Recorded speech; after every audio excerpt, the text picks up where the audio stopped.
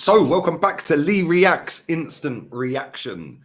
Something different. I didn't really want to do football on this channel, but we are going to talk about Roy Hodgson today, and maybe we should talk about some football as well, because football is a big talking point, especially on YouTube as well. A lot of people searching for it. So make sure you stick in the thumbs up on this video. Do go and check out the other videos on this channel. That would be massively appreciated as well. Every Friday there will be an edited upload that will be out, but I'm going to try and do more of these instant reactions, not just football, but it will be other things, mainly other things. But if football's dominating, then we have to talk about football. And we're going to talk about Roy Hodgson back again at Crystal Palace. Patrick Vieira, Arsenal legend, absolutely gutted that he got sacked. And obviously Arsenal beat them 4-1 at the weekend, which is their biggest defeat for a long, long time, by the way. I was just having a little look through their fixtures before he got sacked. 1-0 against Brighton, they lost. 1-0 against Manchester City, penalty obviously in that game. 1-0 against Aston Villa. Drew with Liverpool. 1-1 against Brentford. 1-1 against Brighton. Lost 2-1 to United.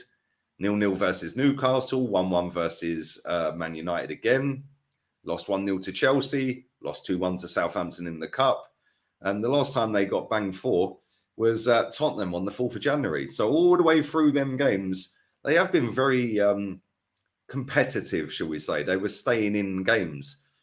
And let's be real, the teams they were playing, pretty much all of them, I think pretty much every team, apart from Southampton in the Cup, I think every single team is above them. So a bit mad that they've sacked Vieira, especially when their upcoming fixtures are Leicester, their next game's Leicester, then they got Leeds, then they got Southampton, Everton, Wolves, West Ham, all teams right down below them. Every single one of them teams is below them. And then they've got Tottenham, Bournemouth, Fulham, and Forest. So very winnable games in there, and games that you'd expect Crystal Palace to be picking up points, which is going to make Roy Hodgson now look like an absolute genius. He's kept him up, he's kept him in the league, etc., when, let's be real, they were doing what they were supposed to be doing, losing to teams above them. I don't really understand where Crystal Palace, I mean, if there's any Crystal Palace fans watching this, let me know in the comment section, because I don't really understand where Crystal Palace think they should be. Where do the ownership of Crystal Palace think they should be? Because the teams above them are Aston Villa, who spend a hell of a lot more money than Crystal Palace. Chelsea, who spend an absolute fortune compared to anyone. Fulham, okay, cool. They've just come up. Maybe that's somebody they should be above. Brentford, maybe. I don't know. Brighton, Liverpool, Newcastle, Tottenham, Man United, Man City, and Arsenal. Do Crystal Palace genuinely believe they could be in a Conference League or Europa League conversation? Because I'm not kind of sure that's the case. Like, they don't spend any money. And Patrick Vieira, since he's been there, by the way, ended up going there and had 7 players to work with. And the fact that he even kept them out of the bottom of the table and kept them in a mid-table position, I think he done pretty well. Let's be real with it. They are where they probably should be as a football club. Where they are as a football club is probably where they should be. And to have 7 players when he took the job, hardly any funding, and having to take players out the youth setup and coach them and make them good, yeah, then I think it's kind of doing Vieira dirty. I can't lie. Now Roy Hodgson's going to come back in. He's got a load of games against teams below him. He'll pick up a load of points, and it'll be Roy the hero again. But Crystal Palace have put this out on their website today. Roy Hodgson has been appointed manager of Crystal Palace till the end of the season, with Paddy McCarthy taking the role as the assistant, Ray Lewington returning as the first-team coach, and Dean Kiley will remain in his position as goalkeeping coach. Hodgson first managed Palace, his boyhood club, between September 17 and May 21. Chairman Steve Parish said, "I'd like to welcome Roy and Ray back to the club.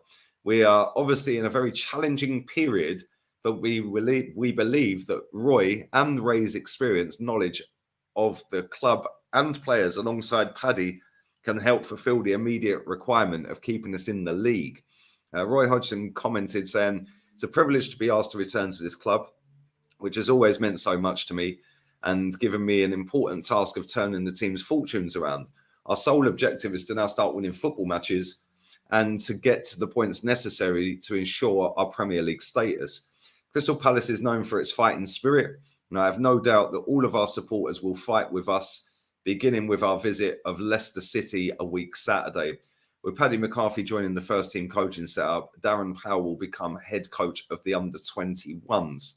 Now, I just find it baffling. Like, I know they're obviously talking about relegation here. And yes, if you look at the table, they are currently 12th, but they are 4 points off of the bottom of the table. They have, however, played the same amount of games as Southampton, with quite a lot of these teams, Leeds United, Nottingham Forest, Leicester, and Bournemouth, all having a game in hand. So, yes, if some of these teams win their game in hand, that could potentially knock them down the table a little bit more. And I get that they're worried about potentially being relegated. They've obviously been in the Premier League a long time now. But at the same time, the games that they've had before Vieira got sacked, from January onwards, they should be losing. They should lose to Spurs. They should lose to United twice. They should lose to Arsenal. They should lose to Man City. Like, come on. Southampton in the Cup, obviously a massive disappointment. Aston Villa, again, maybe a disappointment there. Brentford, a draw, another disappointment. Brighton, obviously that's their derby. Not quite sure why it's a derby, but it's a derby. Obviously, there's a disappointment there, losing 1-0 the other day and drawing with them a few weeks ago. But it's not like they're getting pumped 4s, 5s, and 6s every week. It's not like they're in free fall. They're playing teams that are above them in the league, and they're playing with lesser teams on the pitch. They're playing with lesser players than the other teams above them have. So they have to fight. And one thing I did see with Vieira's team is they did have a bit of heart, and they did fight, and they did stay in games for a long time. I watched them against Man City the other day. 10 minutes from the end, penalty. No, but they were in that game. Yes, they weren't creating any chances. They had no shots on target, etc. But when you're going up against Man City, you can't go toe-to-toe against Man City. It doesn't matter whether you're Arsenal or Crystal Palace. You can't do it. And they were in that game, and it was only a penalty that killed them off. Ultimately, after they sack Vieira, they come to the Emirates and get absolutely walloped for the first time since January the 4th.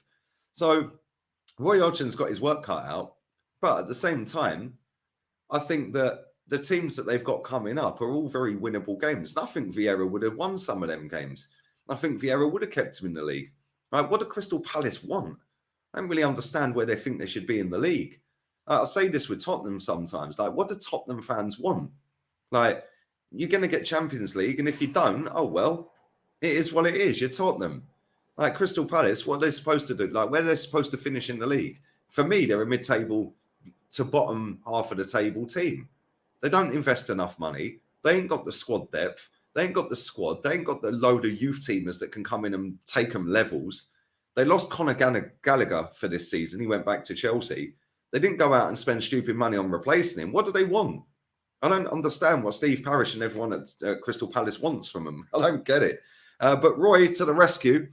He will keep him in the league. But I believe Patrick Vieira would have kept him in the league. I'm not just saying this because I'm an Arsenal fan and I like Vieira. I'm saying this because I'm a football fan. And I don't really get Crystal Palace at times. I like Crystal Palace. I think it's the best away ground in the league. I can't lie. That and Newcastle, for me, are the best away days in the league. But just don't understand. And I've seen a few Palace fans that come in my chat on the other channel saying that it was a disgrace to get rid of him. And I totally agree. But I'd love to know your thoughts, whether you're a Palace fan or not. Leave it down in the comment section. Let me know what you think.